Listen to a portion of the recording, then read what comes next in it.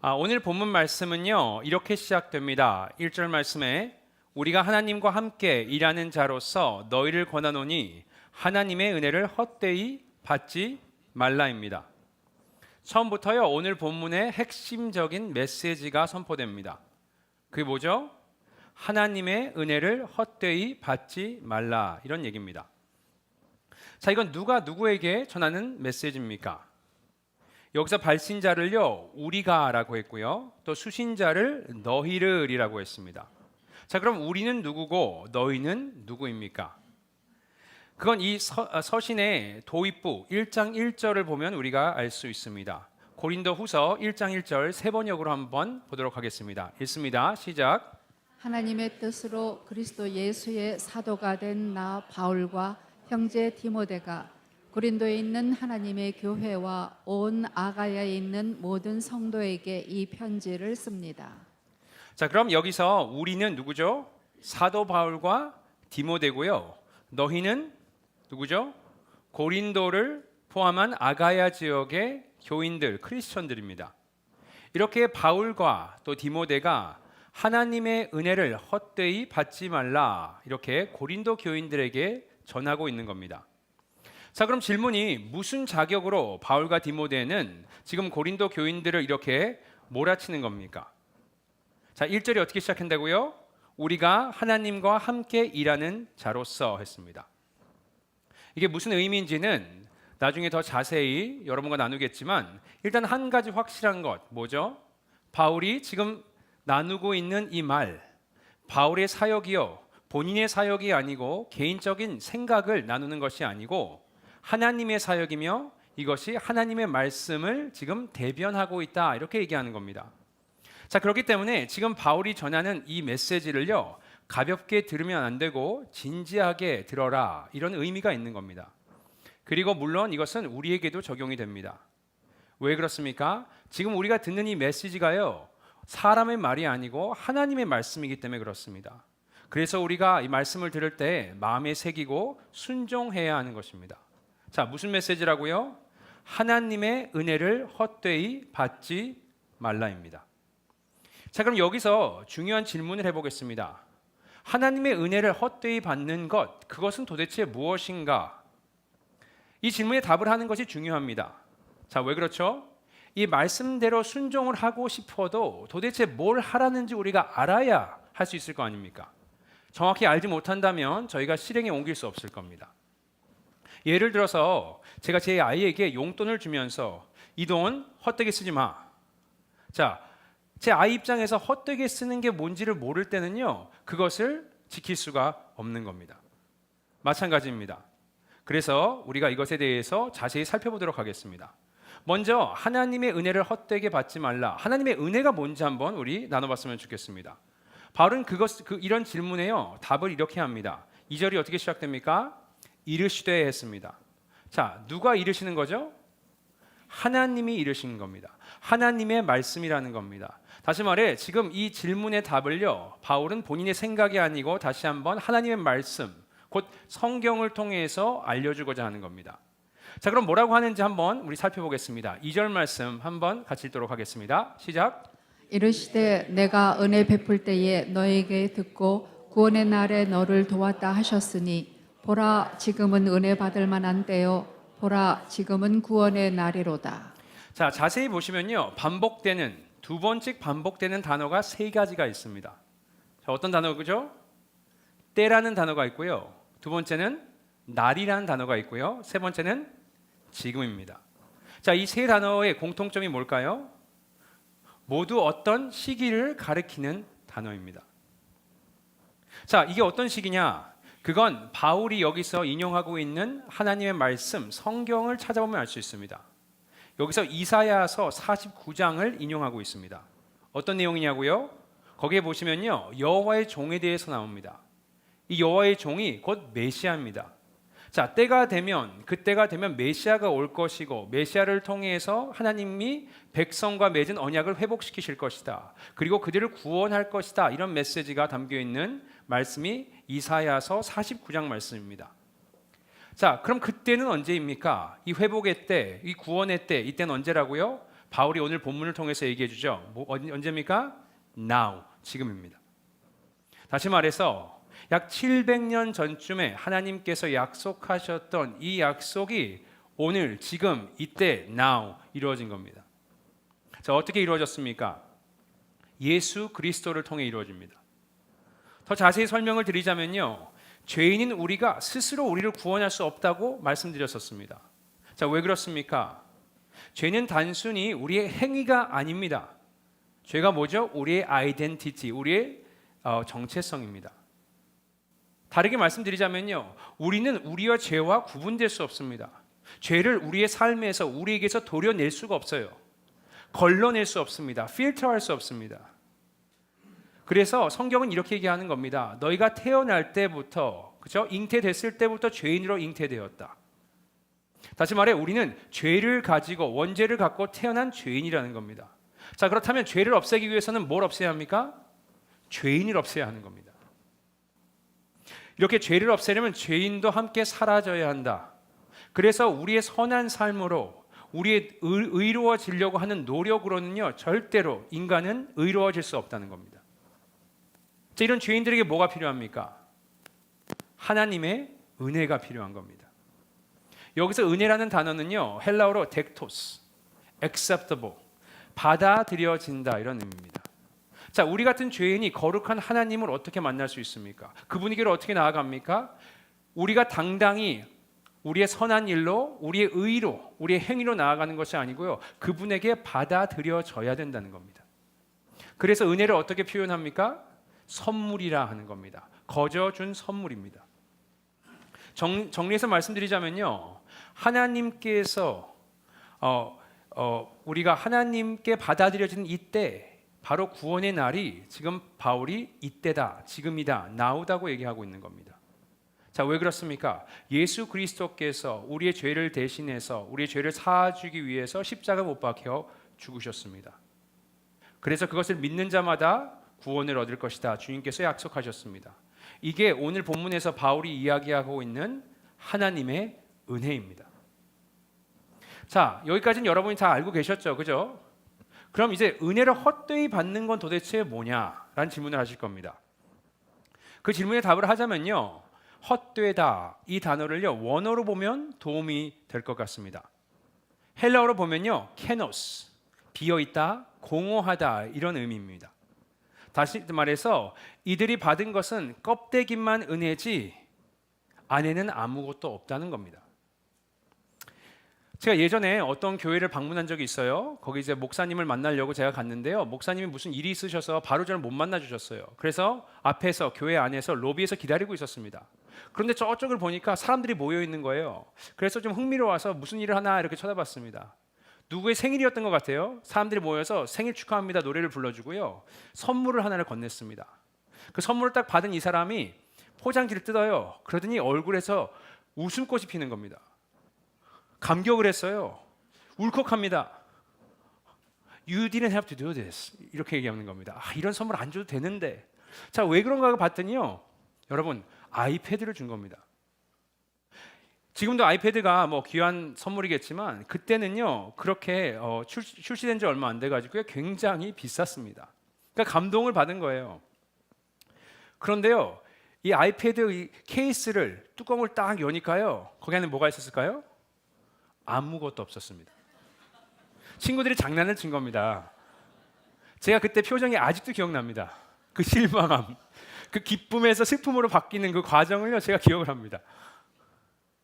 자, 이런 겁니다. 마찬가지로요, 안에 아무것도 없는 겁니다. 아니, 좀 다르게 표현해 볼까요? 은혜를 받았어요? 진짜로 받았습니다. 근데 안에 은혜를 빼버리고 깡만 갖겠다, 케이스만 갖겠다고 지금 고린도 교인들이 이렇게 얘기하고 있는 겁니다. 이게 하나님의 은혜를 헛되이 받았다라는 의미입니다. 자, 그럼 고린도 교인들은 도대체 어떻게 은혜를 받았길래 비어있는 깡만 받았을까요? 껍데기만 받았을까요? 두 가지 이유가 있는 것 같습니다. 첫 번째 이유는요, 고린도 후서 11장 4절 말씀에 나와 있습니다. 세 번역으로 한번 읽어보겠습니다. 시작. 어떤 사람이 와서 우리가 전하지 않은 다른 예수를 전해도 여러분은 그러한 사람을 잘도 용납합니다. 여러분은 우리에게서 받지 아니한 다른 영을 잘도 받아들이고 우리에게서 받지 아니한 다른 복음을 잘도 받아들입니다. 바울이 뭐라고 그들에게 말합니까? 너희는 다른 예수를 받아들였다. 다른 영을 받아들였다. 다른 복음도 참 잘 받아들이더라. 이렇게 얘기합니다. 자, 그리고 이건요, 고린도 교인들만의 문제가 아니었습니다. 성경에 보면요, 갈라디아 교인들도 비슷한 어려움을 겪었습니다. 자, 무슨 문제가 생겼죠?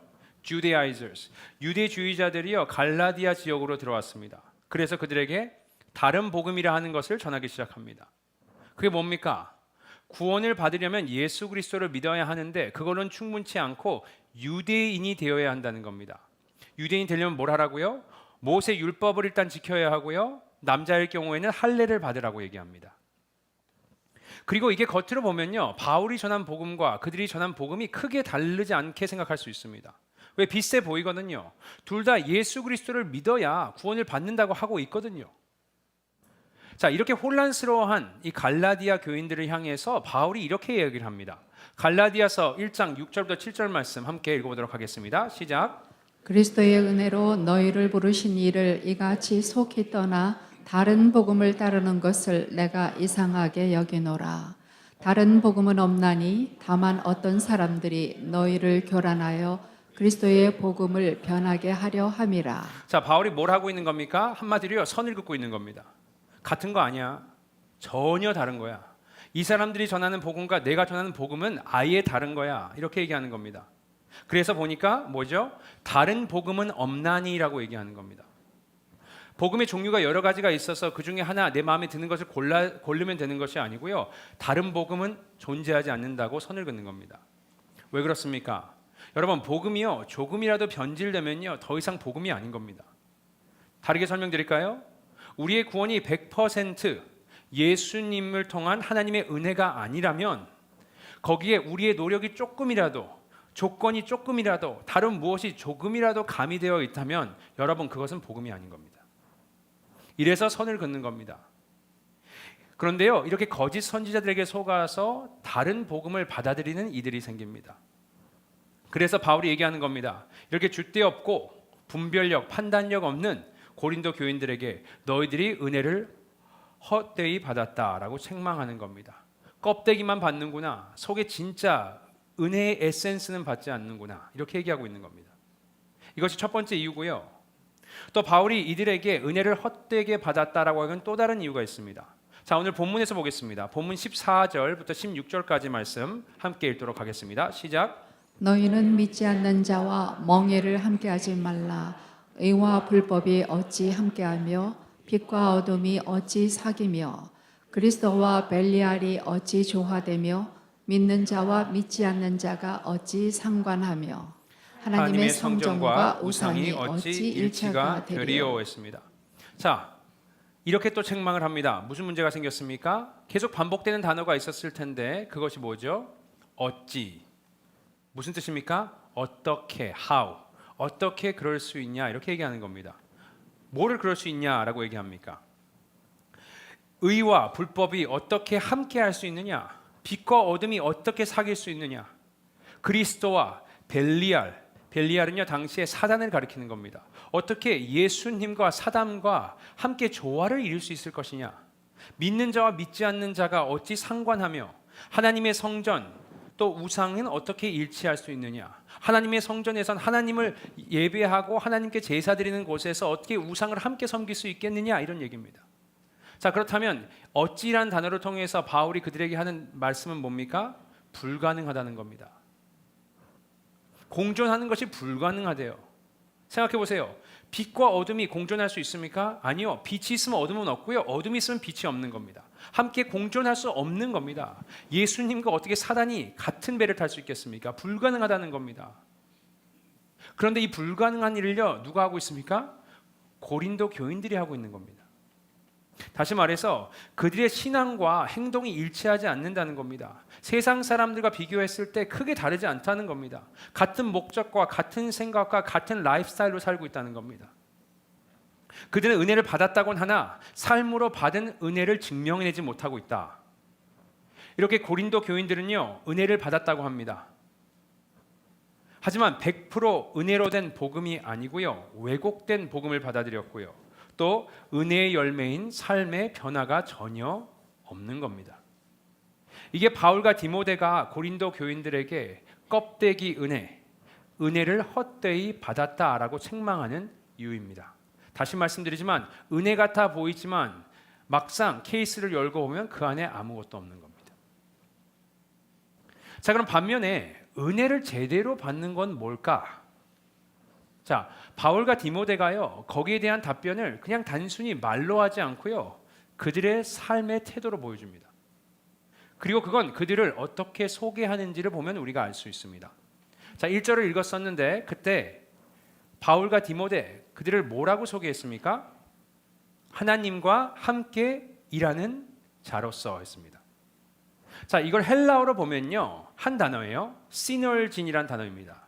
sin, 함께, with, 에너진, 에르고, 무슨 뜻이죠? 일하다, 함께 일한다, 이런 의미입니다. 여기서 참고로 시너지라는 단어가 나오는 겁니다. 자, 시너지가 무슨 뜻이죠? 한국어로는 협력, 작용, 상승 효과 이런 식으로 번역되는 것 같습니다. 다시 말해서 혼자 낼 수 있는 결과물보다 협력해서 함께 일하면 더 좋은, 더 많은, 크고 좋은 결과물을 만들 수 있다, 이런 내용입니다. 다시 말해서 바울과 디모데는 하나님과 지금 협력하고 동역해서 좋은 결과물을 만들어내고 있다, 이런 뜻입니다. 이게 바울은 당신을 하나님의 동역자라고 소개하는 겁니다. 그런데요, 이런 소개가요, 우리의 시선을 끕니다. 왜 그렇습니까? 제가 알기로요, 바울이 자신을 이렇게 소개한 케이스가 없습니다. 이번이 처음입니다. 혹시 또 제가 모르는 또 케이스가 있을 경우에 알려주시면 제가 또 다음 주에 정정하도록 하겠습니다. 자, 바울은요, 이렇게 평소에 자신을 뭐라고 부릅니까? 하나님의 종, 둘로스라고 많이 소개했습니다. 다시 말해서 보통 자신을 하나님을 위해서 일하는 자, someone who works for God. 그런데요, 여기 본문에서는 하나님과 함께 동역한다, someone who works with God이라고 바뀐 겁니다. for God이요, with God이라고 바뀌어서 지금 소개하고 있는 겁니다. 자, 그래서 이런 의문이 드는 겁니다. 바울은 왜 이렇게 자신을 소개했을까? 하나님과 함께 일하는 자, 도대체 무슨 의미가 있을까? 설마 바울이요, 본인도 이제 일을 할 만큼 했으니까 복음도 잘 알고 있고 하나님과 동등한 위치에서 사역 좀 해보자, 이런 교만한 마음일까요? 아니요, 그럴 리가 없습니다. 자, 그럼 무슨 의미입니까? 하나님과 함께 일하는 자. 제가 고민을 해봤는데요, 이런 내용이 아닐까 생각이 들었습니다. 바울은 단순히 시키는 일만 하는 종이 아니라는 겁니다. 자, 오늘로 따지면요, 바울과 하나님과의 관계가 단순히 오너와 직원 이런 관계가 아니고요, 무슨 관계입니까? 파트너 관계라는 겁니다. 실제로 보시면 직원과 파트너가 하는 일이요, 비슷해 보일 수 있어요. 그죠? 매일매일 하는 일이 비슷할 수 있습니다. 하지만 확연히 다른 하나가 있습니다. 그게 뭡니까? 마음가짐과요, 책임감이 완전히 다릅니다. 자, 예를 들어볼게요. 누가 일을 하고 있는데 일이 불만족스러워요. 일이 너무 힘들어. 야, 도대체 하루에 몇 시간을 일하는 거야? 안 될 것 같아. 몸이 못 버틸 것 같아. 페이가 이게 뭐냐? 돈을 좀 더 줘야지. 이 일은, 이 직장은 정말 적성에 안 맞아. 자, 이럴 때 어떻게 합니까? 보통 그냥 직원들은요, 일을 그만두고 다른 일을 찾아봅니다.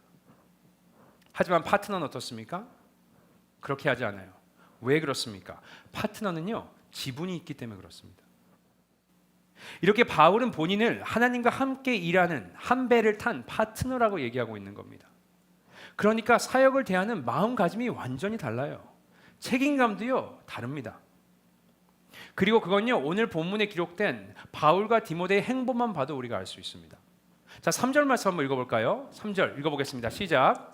우리가 이 직분이 비방을 받지 않게 하려고 무엇에든지 아무에게도 꺼리끼지 않게 하고. 자, 여기서 얘기하는 직분은요, 헬라어로 디아코니아, 사역을 얘기하는 겁니다. 다시 말해서 본인의 사역이 비방받지 않으려고, 또 사람들에게 꺼리낌을 주지 않으려고 지금 굉장히 애를 쓴다는 겁니다. 그리고 바울의 열정과 이런 노력이 어느 정도인지는요, 여기서 사용하는 단어만 봐도 알 수 있습니다. 보세요. 무엇에든지 또 아무에게도, 바울이 하는 사역이 그 누구에게도 조롱거리가 되지 않게 하려고, 사람들에게 책 잡히지 않으려고, 또 걸림돌이 되지 않으려고 무단히 지금 노력을 한다는 겁니다. 이게 왜 가능합니까? 파트너의 마인셋이 있기 때문에 가능한 겁니다. 일과 사역을 그냥 대충 쉬엄쉬엄 하지 않습니다. 자신의 모든 행동과 말에 신경을 써요. 혹시 자기가 한 행동과 말이 복음을 전하는 이 사역에 누가 될까봐 지금 항상 노심초사하고 있습니다. 그리고 이런 점은요, 바울이 고린도 교회에게 전해 보냈던 고린도 전서에도 나와 있습니다. 자, 우리 고린도 전서 9장 12절 말씀 한번 읽어보겠습니다. 시작. 다른 이들도 너에게 이런 권리를 가졌거든 하물며 우리일까 보냐. 그러나 우리가 이 권리를 쓰지 아니하고 범사에 참는 것은 그리스도의 복음에 아무 장애가 없게 하려 함이로다. 뭐라고 합니까? 지금 본인이 갖고 있는 권리, 할 수 있는 거예요. 해야 되는 겁니다. 뻔히 받아야 되는 거예요. 하지만 포기한답니다. 왜 그렇습니까? 권리를 쓰지 않는데요, 그리스도의 복음 사역에 방해가 될까봐, 장애물이 될까봐 하지 않는다는 겁니다. 여기서 얘기하는 것 중에 하나가 뭡니까? 복음을 전하는 자는요, 의식주가 해결되어야 합니다. 그에게 돈을 받아야 돼요. 하지만 바울은 돈을 받지 않습니다. 그것도 포기했다 합니다. 당연히 받아야 될 권리를 행사하지 않았다. 자, 8절을 보시면요, 8장을 보시면 또 이런 내용도 나옵니다. 우상에게 바친 재물을 먹어도 되냐? 이것이 이슈화 돼가지고요, 사람들이 논쟁을 벌입니다. 거기에 바울이 답을 주죠. 뭐라고 합니까? 먹어도 돼라고 합니다. 그게 무슨 의미죠? 아니, 우상은 존재하지 않아. 그래서 그들에게 가는 음식은 그냥 음식일 뿐이야. Food is just food. 그러니까 먹으라는 거예요. 상관없다는 겁니다. 아무렇지도 않은 거라는 겁니다. 하지만 거기서 끝나지 않고 뭐라고 합니까? 그 행동이 아무리 옳을지라도 믿음이 약한 자가 이것 때문에 실족하게 된다면 자신은 평생 먹지 않겠다고 합니다. 뭡니까? 이게 바울이 사역을 대하는 마음가짐과 태도입니다. 삶의 모든 부분들이요, 복음을 전하는 이 사역에 맞춰져 있어요. 사역에 득이 되는지 아니면 실이 되는지 판단하고 생각하고 행동한다는 겁니다. 다시 말해, 바울은 이 사역을 대충 일꾼처럼 하지 않습니다. 시키는 것만 하지 않아요. 그의 마음을 담아서 책임감을 가지고 파트너로서 감당한다는 겁니다.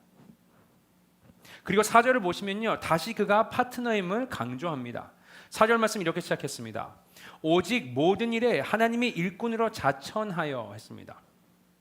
자천하다, 이것을 헬라어로 수니 히스테미, 함께 선다. 자, 누가 함께 쓰죠? 바울이 하나님과 함께 쓴다는 겁니다. 하나님과 동역한다, 하나님의 파트너라는 걸 강조하는 겁니다. 또 이렇게 하나님과 함께 일하는 하나님의 파트너인 바울은 어떤 일도 감당합니까? 자, 좀 길긴 하지만 4절부터 10절까지 한번 우리 잘 읽어보겠습니다.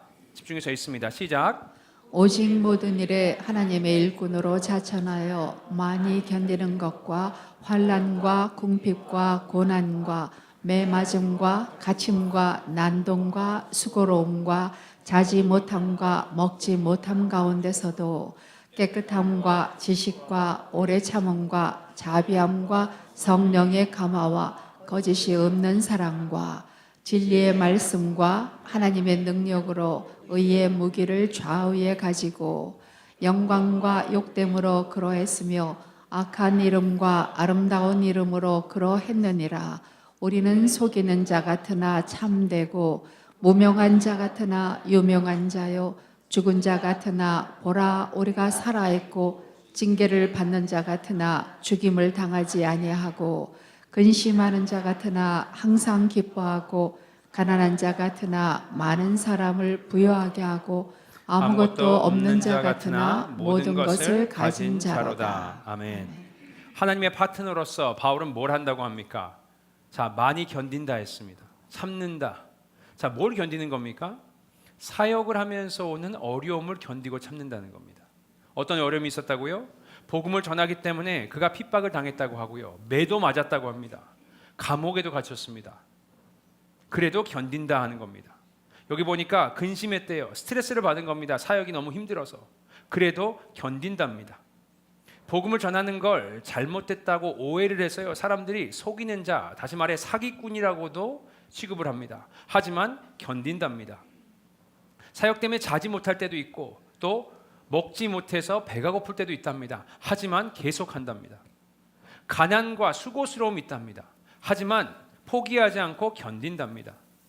그런 가운데서도 악을 악으로 갚지 않고 하나님의 사랑과 또 진리를 선포한답니다. 또 하나님의 능력과 성령의 능력으로 구하면서 승리한다. 깨끗한 삶을 산다. 그렇게 노력한다고 이야기합니다. 자, 이렇게 사역을 하는데 어려움이 많아요. 고통스럽습니다. 그런데 포기하지 않는다 합니다. 참고 견딥니다. 이런 생각이 드시죠? 이쯤 되면 이런 어려움이 나한테 있으면 그만둘 만도 한데 왜 그렇습니까? 우리는 사역하는데 조금만 어려움이 있으면 포기합니다. 사람들하고 안 맞아요. 부딪혀요. 그러면 삐져서 그만둡니다. 그죠? 여러분은 안 그러시니까 잘 모르시는 것 같은데 또 힘들면요 사역을 그만둡니다. 그런데 바울은 달라요. 버티는 겁니다. 견디는 겁니다. 참는 겁니다. 이게 왜 가능합니까? 일꾼으로서는 불가능합니다. 자, 왜죠? 파트너이기 때문에 가능한 겁니다. 이게 하나님의 은혜를 제대로 받은 하나님의 파트너 바울과 디모데의 모습과 이의 삶입니다. 오늘은 하나님께서 우리에게 주신 은혜에 대해서 여러분과 나눴습니다. 자, 바울과 디모데가 받은 은혜, 또 고린도 교인들이 받은 은혜, 다 동일한 하나님의 은혜입니다. 이렇게 바울과 디모데, 고린도 교인들이요 같은 동일한 복음을 들었습니다. 또 동일한 은혜를 받았습니다. 그런데요 반응이 전혀 다른 겁니다. 왜죠? 하나님의 은혜, 복음에 문제가 있었습니까? 아니요, 그게 아니고요. 받아들이는 사람의 마음의 태도에 따라 다른 겁니다. 자, 그럼 여러분에게 이런 질문을 할게요. 여러분은 은혜를 어떻게 받으셨습니까? 바울과 디모데처럼 받으셨습니까? 아니면 고린도 교인들처럼 헛되이 받으셨습니까? 여러분이 받은 은혜는 안이 꽉 차 있습니까? 아니면 열어보니까 겉의 모습은 은혜 같은데 아닙니까? 여러분은 하나님의 동역자, 하나님의 파트너십니까? 아니면 그냥 일꾼, 그것도 아니면 정말 이도저도 아니십니까? 여러분 사역을 어떻게 하십니까? 어떤 마음으로 하십니까? 여러분 전도하시고 선교하실 때 왜 하십니까? 파트너의 마음입니까? 아니면 그냥 시키니까 하십니까? 한 마리의 길 잃은 어린 양이 있다고 했습니다. 그걸 보시면 어떤 생각이 드십니까? 99마리를 들에 두고 그 양을 찾아 떠나시겠습니까? 또 잃어버린 어린 양 그를 찾았을 때 하나님께서 기뻐하시는 것처럼 여러분도 기뻐하십니까? 이게 여러분이 파트너인지 아니면 여러분이 그냥 일꾼인지의 차이일 것입니다. 제가 설교를 준비하면서 내 삶에는 이 말씀을 어떻게 적용해야 할까 고민했습니다. 그리고 기도했습니다. 기도 가운데 저에게 떠오른 사건 하나가 있었습니다. 제가 예전에 신학교를 다닐 때요, 저와 함께 신학 공부를 하시는 전도사님 한 분이 계셨습니다. 그분 집안에 아이가 탄생을 했어요. 자, 그래서 그 사모님을 돕기 위해서 한국에서 도우미 아주머니 한 분이 오셨습니다. 전도사님 부모님이 한국에서 사업을 크게 하셔서 여유가 있으셨나 봅니다. 그래서 걱정이 많이 되셨는지 직접 오지는 못하시니까 도우미 아주머니를 섭외를 하셔서 한국에서 여기까지 비행기를 타고 보내게 하신 겁니다. 몇 달 지낼 수 있게 함께. 하루는 그 아주머니에 대해서 전도사님과 대화를 나누고 있다가요, 이 사실을 알게 됐습니다. 이분이 예수님을 안 믿는 분이구나. 크리스천이 아닌 겁니다. 교회를 가보신 적이 없대요. 제가 그래서 하루는 기도를 하고 있는데 그분이 제 마음에 떠올랐습니다.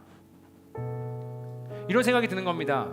아니, 예수를 안 믿는 분이 신학교 기숙사에 올 가능성이 도대체 몇 %나 될까?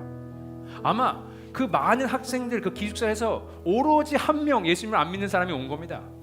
그냥 보낼 수 있겠습니까? 아니죠. 그래서 마음에 부담이 있는 겁니다. 네가 전도해라, 복음을 전해라. 특별히요 이런 마음을 주셨습니다. 킹덤 시리즈를 하라는 겁니다. 제가 솔직히 처음에 이렇게 생각했어요. 이게 얼마나 비효율적인 방법이냐. 아니, 사람을 모아서 집회를 해야지 어떻게 1대1로 집회를 합니까, 하나님? 그리고 더군다나 그 시기가요, 제가 시험 기간이었습니다. 너무 바쁜 거예요. 그런데 그렇게 제가 좀 망설이고 있으니까 하나님께서 이런 마음을 주시는 겁니다. 잃은 양 한 마리를 찾아 떠나는 목자의 마음을 저에게 주시는 겁니다. 그래서 제가 전도사님을 빨리 만났습니다. 그리고 기도해서 만났어요. 왜 혹시나 전도사님도 전도사님인데 제가 거기에 대놓고 복음을 전하겠다고 하면 혹시나 마음 상하시지 않을까? 오해하시지 않을까? 그래서 기도하면서 만나서 잘 설명을 드렸더니 이해하시면서 복음 전하라고 하셨습니다. 또 일을 빼야 되잖아요, 그죠? 일하러 오신 분한테 이게 프로그램이 있기 때문에 며칠 동안 그걸 해야 되는 겁니다. 그래서 일을 못 하시는 겁니다. 그것도 배려해 주셔야 되기 때문에 제가 여쭤봤죠. 근데 흔쾌히 하라고 그러셨습니다. 그래서 이분을 그 다음엔 이분한테 여쭤봤더니 하시겠다 그러셔서 제가 제 집으로 초대해서 저희 와이프와 셋이 앉아가지고 제가 킹덤 시리즈를 했습니다. 그렇게 또 몇 주를 만난 후에요, 이분이 이제 몇 달 후가 시간이 돼서 한국으로 돌아가시면서 그 전에 예수님을 영접하시고 세례를 받으시고 한국으로 가셨습니다. 이 정도면 아멘이 나올 만한데 안 나오시면 좀 이상한데. 자, 어제 제가 기도를 하는데요, 이 사건이 생각이 나는 겁니다. 그래서 제가 기도했어요. 하나님, 나의 마음은 지금 어떻습니까? 난 어떤 마음으로 사역하는 목사입니까? 파트너입니까? 아니면 그냥 해야 되니까 하는 일꾼입니까? 그리고 기도했습니다. 하나님, 나에게 그때와 동일한 마음이 있다면 감사합니다. 이 마음이 변심하지 않도록 내 마음을 지켜주세요. 기도했습니다.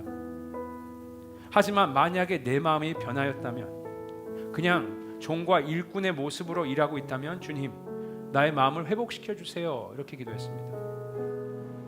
그건 저만 하면 되는 기도가 아니고 여러분도 하셔야 되는 기도라고 생각합니다. 오늘 설교를 마무리했으면 좋겠습니다. 우리 설교 초반에 읽었던 1절 말씀 다시 한번 읽어볼까요? 1절 말씀 함께 읽어보겠습니다. 시작.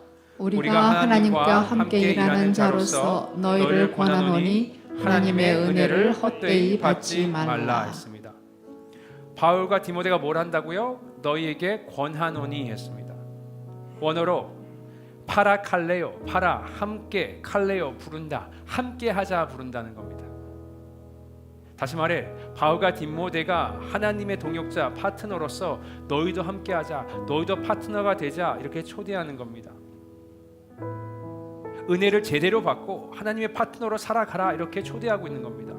그리고 그 초대는 말씀드렸지만 저와 여러분에게 하나님께서 주시는 초대입니다. 우리가 하나님의 파트너로, 하나님의 일꾼으로, 또 하나님과 마음을 나누는 동역자로 이렇게 하나님의 콜링에 응답하시는 저 여러분 되시기를 예수님의 이름으로 축복드립니다.